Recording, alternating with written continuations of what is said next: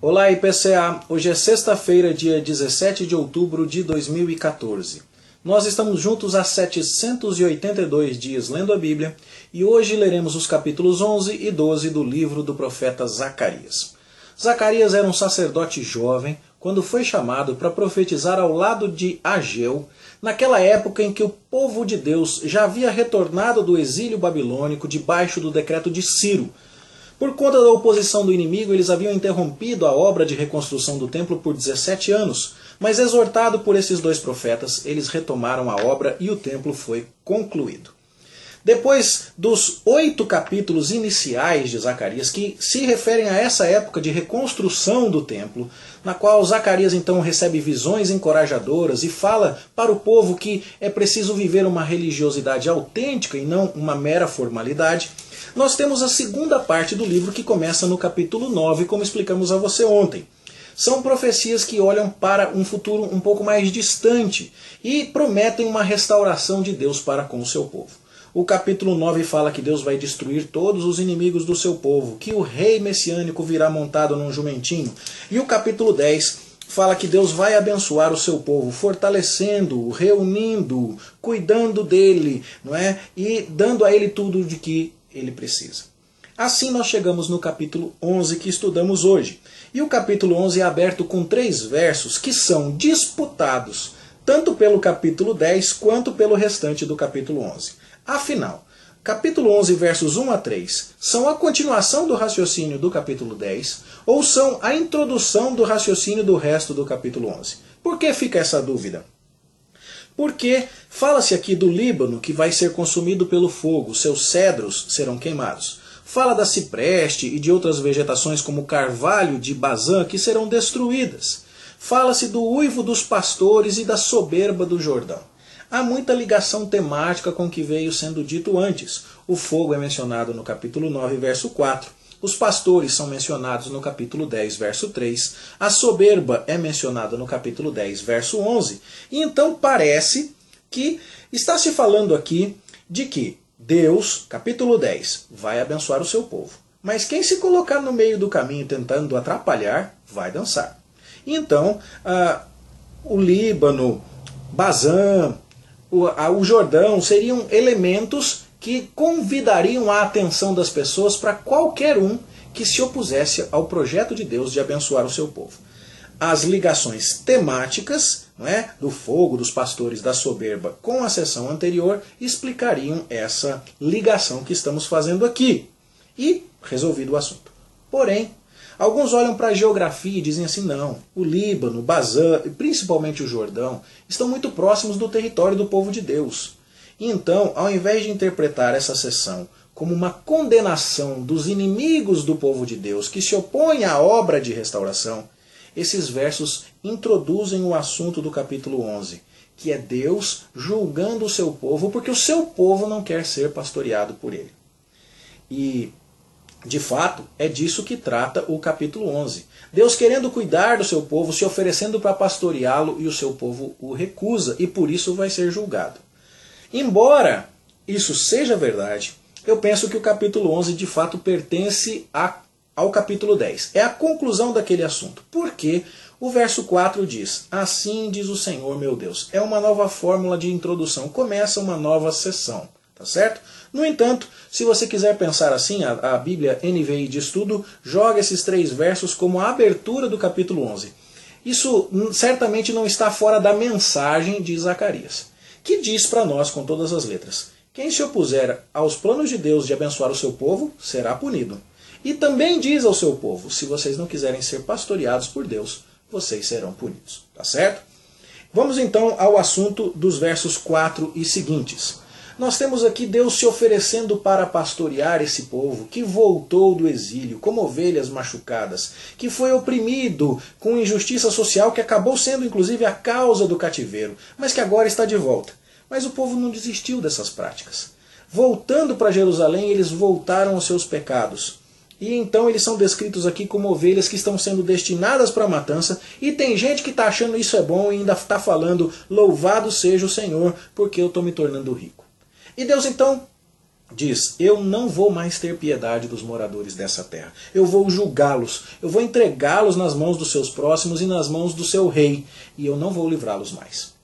Então fica bem claro que o povo está recusando o cuidado de Deus e viver a justiça social que Deus sempre quis. A partir do verso 7, então, vem a descrição de um bom pastor que se apresenta para cuidar do povo e da história dessa rejeição. E aí fica a pergunta: quem seria esse bom pastor? Seria o próprio profeta Zacarias falando? Essa é uma possibilidade, inclusive a mais natural na leitura do texto. Mas nós não temos evidências de que ele tenha liderado o povo, e sim que ele tenha sido o seu profeta. Pode ser Zacarias falando, mas em nome de Zorobabel? Essa é uma possibilidade, uma vez que Zorobabel era o líder, era o pastor do povo naquele tempo, e Zorobabel de fato não foi atendido. E é assim que pensa a Bíblia de Estudo de Genebra. Pode ser até o próprio Senhor Jesus Cristo falando, como o bom pastor. Isso não é novidade na Bíblia, uma vez que o servo sofredor de Isaías fala na primeira pessoa, lá em Isaías 50. Ele fala de si. Nós não precisamos escolher entre os três. De fato, se o povo recusou Zacarias como profeta, se o povo recusou Zorobabel como governador, ou se o povo recusou o Senhor Jesus como o bom pastor, em qualquer desses casos ele estava recusando o próprio Deus. E o que acontece quando quem recusa Deus, essa pessoa é recusada e é julgada. Então, se a gente não se prender tanto à necessidade de definir quem é que está falando, mas se apegar mais à mensagem, nós vamos sair ganhando, tá certo? Essa é uma das passagens mais difíceis da Bíblia. Essas discordâncias nos detalhes dividem muito a opinião dos intérpretes, mas a mensagem geral é clara. E então a gente chega na introdução da história que começa no capítulo 7, que é das mais marcantes e belas de todo o livro. É dito assim: apacentai, pois, as ovelhas destinadas para a matança. Aqui há uma questão de tradução. Eu entendo que é melhor traduzir apacentei as ovelhas destinadas para a matança. O pastor que recebeu a ordem lá no verso 4 se propôs a obedecer. Tá certo? É assim que traduz a NVI e muitas outras versões. E esse pastor, seja ele Zacarias, Zorobabel ou Cristo, o bom pastor, ele toma para si duas varas, uma chamada de graça, outra chamada de união. E ele cuida das ovelhas. Ele inclusive dá cabo de 3 pastores, ele expurga, ele expulsa 3 pastores ruins do povo de Deus. Quem seriam esses 3 pastores? Mais discussão. Se você está pensando no Zacarias ou no Zorobabel, poderiam ser gente que foi mal na condução do povo de Deus. Poderiam ser os 3 últimos reis antes do exílio, e Zorobabel agora oferece um pastoreio piedoso, ao contrário do que foi Zedequias, Jeoaquim e mais um deles lá, o Joacás ou o Joaquim. Poderia. Mas poderia ser alguém que viveu no período interbíblico e que foi punido porque Deus fez aparecer um pastor piedoso? É possível. Se você lê, por exemplo, o 2º livro dos Macabeus e sabe da história do período interbíblico, tomando cuidado porque se trata de um livro apócrifo e nós já falamos sobre isso, você vai ver que o sacerdote Onias III ou que Judas Macabeus se ofereceram para purificar o povo de Deus e compraram grande briga com gente que estava disposta a pagar pelo cargo de sumo sacerdote, como foi Jazão, como foi Menelau e outras pessoas. Bom, a gente também não precisa optar por uma definição específica dos 3 pastores. Basta que a gente entenda que o bom pastor, com graça e união, se apresentou para fazer o que Deus queria, pastorear o seu povo. Que falsos pastores, que maus pastores foram expulsos, mas que a sequência da história mostra que as ovelhas não deram atenção ao bom pastor. E é por isso que o bom pastor perde a paciência com as boas ovelhas, porque elas estão cansadas dele. Então o bom pastor diz: eu não vou mais apacentar vocês. Quem quer morrer, que morra. Quem quer ser destruído, que seja. E quem sobrar vai ter que comer a carne do seu próximo. A gente vê aqui aquele tipo de atitude que foi exibida pelos escribas e fariseus, a ponto de Jesus falar: ai de vós, escribas e fariseus. O capítulo 23 de Mateus tem muitas expressões assim. Eles recusaram o pastoreio do bom pastor. E uma das consequências disso foi que a cidade de Jerusalém foi destruída. Jesus, em seu sermão profético, fala a respeito disso lá em Mateus 24. E isso de cada um comer a carne do seu próximo, de fato aconteceu em Jerusalém no ano 70, quando o general romano Tito sitiou a cidade. E esse cerco estendido fez com que novamente o canibalismo tivesse que ser praticado dentro dos limites da cidade. Então, a suma da história, seja com Zacarias, ou como Zorobabel, ou na pessoa de Cristo, aplique-se isso no período pós-exílico, ou no período interbíblico, ou no período pós-Jesus Cristo, você tem a ideia. Quem se recusa a ser pastoreado pelo bom pastor recebe o juízo de Deus. Acaba recebendo o pastoreio de um mau pastor, como nós vamos ver no final do capítulo.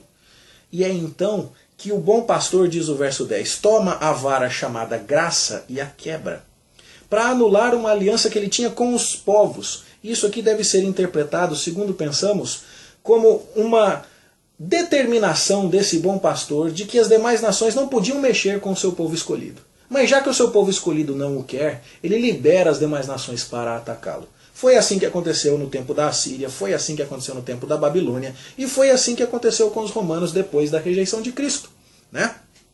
Então, essa proteção que o bom pastor dava à sua cidade foi anulada. E as ovelhas pobres, aquelas que se importavam com o bom pastor, reconheceram que esse juízo vinha de Deus. É o que diz o verso 11. O bom pastor, depois de ter sido recusado, chamou aqueles que não queriam ser pastoreados por ele e disse: eu trabalhei, eu mereço um salário. Se vocês acham que é justo, me paguem aí o que vocês me devem. Se não, deixa para lá. E eles pesaram 30 moedas de prata para pagar o bom pastor. Isso aqui é bem conhecido por nós, não é mesmo? O Senhor Jesus foi traído por Judas Iscariotes com 30 moedas de prata que foram pesadas. Isso está lá em Mateus 26, 14 e 16. Lá está traduzido para nós, pagaram-lhe 30 moedas de prata, mas o original é pesaram-lhe 30 moedas de prata. Bem específico no cumprimento dessa profecia. E, no entanto, esse não era um valor digno para o salário do bom pastor. É o preço de um escravo, 30 moedas de prata. E o Filho de Deus foi tratado como um escravo e foi condenado à morte assim. Não, isso não era o salário digno dele. Este bom pastor que está se apresentando aqui, então, pega aquele valor nas mãos, mas Deus lhe diz: joga isso para o oleiro, esse magnífico preço em que você foi avaliado. É uma ironia, isso aí é pouco demais para você. Joga isso aí para o oleiro. Quem é esse oleiro? É dito que ele está na casa do Senhor.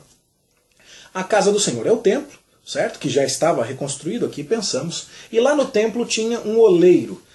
A palavra oleiro é interpretativa. O hebraico dá a ideia de alguém que trabalha fazendo moldes. E isso pode ser molde de barro, por isso oleiro, ou molde de metal. Por isso seria aqui um fundidor. E se está se falando de alguém que é oleiro, ele fazia vasos de barro para as pessoas levarem líquidos para oferecer no templo. Se está falando de um fundidor, poderia ser alguém que pegava os metais trazidos para o templo e fundia de modo que o seu armazenamento fosse melhor acondicionado. Também é possível que essa palavra oleiro seja traduzida com uma pequena mudança no texto que é apresentada por algumas versões por tesouro. Joga isso no tesouro do templo. Seja qual for a tradução, o que fica bem claro é que, como o pagamento era indigno do servo, ele deixa esse valor no tesouro do templo e joga isso lá para a casa de Deus. Bom, fica bem claro que isso se cumpre na vida de Jesus quando Judas Iscariote se arrepende de ter traído Jesus e quer desfazer o acordo com os sacerdotes. Lá em Mateus 27, eles vão dizer: não, isso aí é problema seu, você que se vire com a sua consciência. E Judas, com aquele peso na alma, pega o valor de 30 moedas de prata e joga como oferta no templo. Ele não quer ficar com aquele dinheiro. E aí então os sacerdotes, com uma estranha crise de consciência, dizem: não, nós não podemos usar esse dinheiro para Deus. Eles podiam bem pagar alguém para matar, mas pegar esse dinheiro de morte e usar para Deus, isso a consciência deles não deixava. É muito estranho isso, né? Mas é o que eles fazem. Eles pegam aquele tesouro, aquele recurso de 30 moedas de prata e compram um campo que é chamado lá em Mateus de o campo do oleiro. E essa ligação do oleiro com o oleiro aqui é que dá todo o sentido. O dinheiro que Jesus Cristo recebeu como pagamento do seu serviço foram as 30 moedas de prata que foram dadas a Judas. Judas não ficou com elas. Era dinheiro indigno demais, era dinheiro sujo. E então isso foi entregue ao oleiro. Bom, os sacerdotes do templo compraram o campo do oleiro com esse dinheiro. Fica bem claro aqui então que, por mais que estejamos falando de Zacarias ou de Zorobabel, o cumprimento deste texto é na pessoa do Senhor Jesus Cristo. Tá certo? E quando Cristo foi rejeitado, houve novo juízo sobre Jerusalém, cumprido no ano 70 da era cristã. A vara da graça, que impedia as demais nações de atacarem o templo outra vez, foi quebrada e o templo, o segundo templo, foi novamente destruído. Bom, e qual é a outra vara quebrada? É a vara chamada união, mencionada aqui no verso 14. A união das tribos de Judá entre si, né, as tribos dos judeus, as 12 tribos, ela agora é prejudicada. O povo está dividido com relação à postura que deveria tomar quanto ao bom pastor. Isso fica bem claro se você ler João, verso 48 do capítulo 11. Lá, Jesus está ressuscitando Lázaro e as pessoas estão dizendo assim, os escribas e fariseus, nós temos que dar um jeito nisso, porque se todo mundo acreditar em Jesus, vai ter uma divisão na nação. Nós vamos rachar. E se a gente rachar, a gente não vai resistir aos romanos. Eles vão vir, vão tomar tudo, até a nação. E é bem isso que acontece. Quando há essa divisão entre as ovelhas que reconhecem o bom pastor e as que não reconhecem, o povo se enfraquece. E é por conta disso que vem o juízo de Deus através dos romanos. Que coisa, que profecia cumprida. Cumprida com U, né? Não cumprida de grande tamanho, mas que foi cumprida, foi realizada na pessoa do Senhor Jesus Cristo e na história subsequente. Os versos finais do capítulo 11 são a consequência lógica que nós já mencionamos. Quem recusa o pastoreio do bom pastor será pastoreado pelo mau pastor. É o juízo de Deus. É isso que você quer, é isso que você vai receber. Como foi dito lá no verso de número 9. Quem quer morrer, morra. Quem quer ser destruído, que seja. Bom, quem seriam esses maus pastores? Podem ser os reis e os governantes fracos que vieram depois de Zorobabel ou de Zacarias, ou as vozes enganosas que se levantaram depois deles. Podem ser os governantes indignos do período interbíblico, como Jazão, como Menelau, eu sempre erro o nome dele. Ou podem ser aqueles outros que se levantaram depois do Senhor Jesus Cristo. Ou pode ser também o próprio anticristo. Quem se recusa a ser governado por Cristo já se colocou do lado do anticristo. Essa é a ideia. Mas esses governantes maus não vão prevalecer. Ai deles! Porque a espada vai cair sobre o braço deles e sobre o olho direito, o braço vai secar e o olho direito vai se escurecer. Eles serão destruídos. Certo? Bom, termina assim o capítulo 11, bonito em suas aplicações. E entramos no capítulo 12. O capítulo 12 é uma nova profecia. Começa com as palavras sentença pronunciada pelo Senhor. As mesmas palavras que abrem o capítulo 9. Isso faz com que a segunda parte do livro de Zacarias, capítulos 9 a 14, tenha duas divisões. Uma dos capítulos 9 a 11 e outra dos capítulos 12 a 14. Hoje a gente lê o último capítulo da primeira divisão, capítulo 11, e o primeiro capítulo da segunda divisão, o capítulo 12. O que está sendo falado aqui não é novidade para nós. É a ideia de que Deus vai salvar Jerusalém. Isso já foi dito lá no capítulo 10, que Deus vai salvar o seu povo. E, do mesmo jeito que a gente teve uma dificuldade na interpretação da abertura do capítulo 11, a gente tem uma dificuldade na interpretação da abertura do capítulo 12. A tradução do versículo 2 é de opinião divergente. A Almeida Revista Atualizada, que é a versão que nós usamos, traduz esse texto de forma que Deus vai fazer de Jerusalém um cálice da sua ira para tontear todos os povos em redor e também Judá. E, no entanto, a tradução da Nova Versão Internacional faz diferente. Ela diz que Deus vai fazer de Jerusalém um cálice para tontear todos os povos ao redor durante o sítio de Jerusalém e Judá. São duas possibilidades na língua hebraica e aí fica a pergunta. Deus, neste capítulo, está falando de julgar todos os inimigos do seu povo, aqueles que se opõem à restauração que ele vai fazer, ou ele está falando disso e também de julgar aqueles dentro do seu povo que recusam o bom pastor? As duas coisas são sustentadas por Zacarias. E Se a gente se posicionou lá no capítulo 11, dizendo que, em nossa opinião, os versos iniciais do capítulo 11 pertencem ao capítulo 10 como sua conclusão, aqui eu penso também que a tradução da Almeida Revista e Atualizada não é a melhor, e sim que a tradução da Nova Versão Internacional deva ser preferida. Não se está falando muito aqui da condenação dos que rejeitaram o bom pastor, ou de juízo próprio contra o povo de Deus, e sim contra os inimigos. Eles é que estão em perspectiva no capítulo 12 como um todo. Então o que entendo aqui? Que o Deus que estendeu o céu, verso 1, fundou a terra, formou o espírito do homem, Deus é pintado na sua grandeza máxima. Ele vai proteger o seu povo, de tal forma que quem tentar sitiar Judá e Jerusalém vai tomar um cálice amargo. Vai realmente sofrer. Essa é uma reversão muito bonita daquilo que tinha acontecido antes. Deus julgou o seu povo nos dias de Nabucodonosor e Jerusalém caiu. Isso cumpriu a profecia de Isaías 51:17, que diz que Jerusalém ia tomar um cálice amargo das mãos de Deus. Isso foi novamente cumprido com Tito no ano 70, quando as pessoas tiveram que comer a carne do seu próximo. Foi profetizado aqui, Zacarias 11:9. Mas, no futuro, quem tentar se meter com o povo de Deus, ele é que vai tomar um cálice bem amargo, tá certo?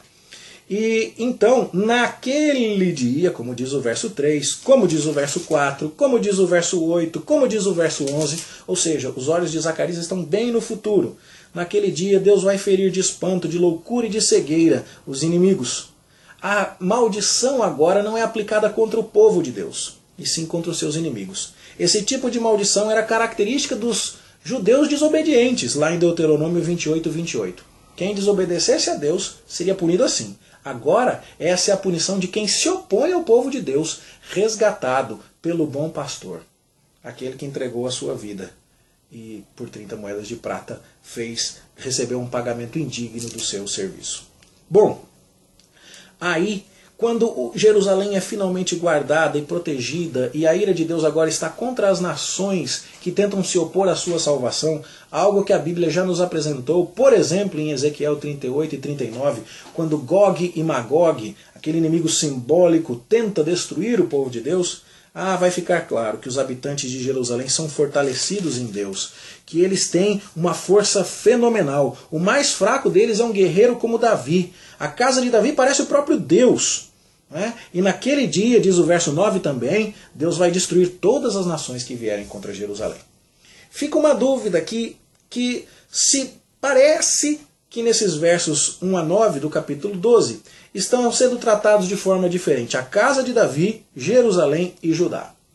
Será que esses termos querem dizer coisas diferentes? Fala-se aqui, inclusive, que vai ser salvo primeiramente as tendas de Judá, para que a glória da casa de Davi e a glória dos habitantes de Judá não sejam exaltadas acima uma da outra. O que seria isso? É bastante difícil de interpretar, mas a interpretação que pareceu fazer mais sentido é que aquela desunião que tinha surgido com a quebra da vara da união, lá no capítulo 11, verso 14, já que com posturas diferentes em relação ao bom pastor, o povo de Israel se fragmentou, agora com uma postura salvadora e conciliadora de Deus, que vai livrar Jerusalém de todos os seus inimigos, eles estarão unidos em harmonia novamente. Volta aqui então a união que tinha sido perdida. E volta também a graça que tinha sido perdida. Se a graça perdida no capítulo 11 fez com que os inimigos destruíssem Jerusalém, aqui essa graça é restaurada de forma que Jerusalém vence os inimigos.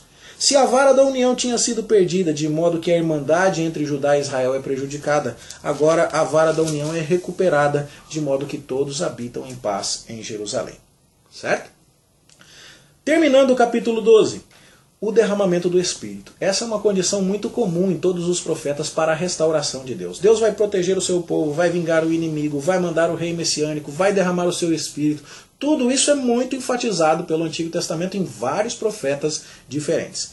E quando o Espírito for derramado sobre o povo de Deus, eles vão olhar para aquele que rejeitaram, para aquele que traspassaram, e vão chorar como quem chora a morte de um filho mais velho. Aqui então nós temos a ideia de que o povo perceberia o quanto foi maldade da sua parte, o quanto foi teimosia, orgulho, rejeitar o pastoreio que Deus sempre lhes propôs, porque agora o povo escolhido finalmente está protegido e amparado no seu Deus. Mas, novamente, isso aqui é vislumbrado no Novo Testamento como uma aplicação, uma profecia da pessoa do Senhor Jesus. João, no capítulo 19, verso 37, olha para o Cristo crucificado e diz, está aqui aquele que eles traspassaram. Olha aí, ele foi recusado como bom pastor e foi pendurado numa cruz. Suas mãos e seus pés foram traspassados. Por isso vai haver choro, vai haver uma espécie de lamento, uma espécie de contrição entre aqueles que finalmente perceberam o tamanho do pecado que foi a sua rebeldia e agora se percebem alcançados pelas varas da graça e da união. São esses, portanto, os comentários que queríamos fazer com você a respeito do significado desses dois capítulos. Difíceis, mas muito belos. A nossa oração é que você se curve ao bom pastor e, como sua ovelha, ouça a sua voz, para que você tenha a legítima esperança daquele dia em que nós habitaremos seguros, reunidos, harmoniosamente, debaixo do seu cajado, da vara da união, da vara da graça, por toda a eternidade, com todos os nossos inimigos vencidos. Que essa esperança aqueça o seu coração e que estes nossos comentários o ajudem a crescer na graça e no conhecimento do Senhor Jesus Cristo. Boa leitura, bom estudo para você e até amanhã, se Deus quiser.